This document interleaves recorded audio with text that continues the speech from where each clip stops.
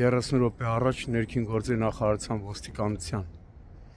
համայնքային ոստիկանության գլխավոր վարչության Դավիթ Հաշենի բաժնում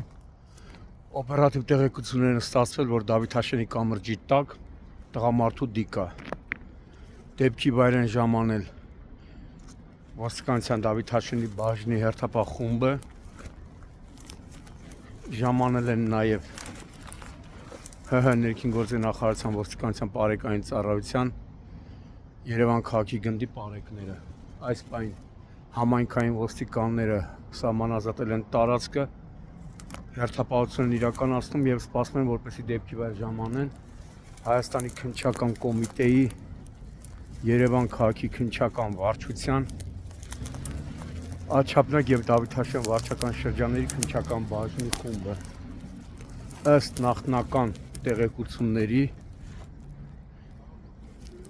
տղամարդը, որը կլինի մոտ 30-ից 35 տարեկան, ըստ նախնական տեղեկությունների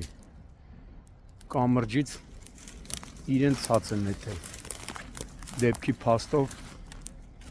Աջափնակ եւ Դավիթ Հաշեն վարչական շրջանների քննչական բաժնում նախաձեռնվել է քրեական վարույթ։ Ոստիկանությունն ու քննչական բաժինը պարզում են մահացածի ինքնությունը։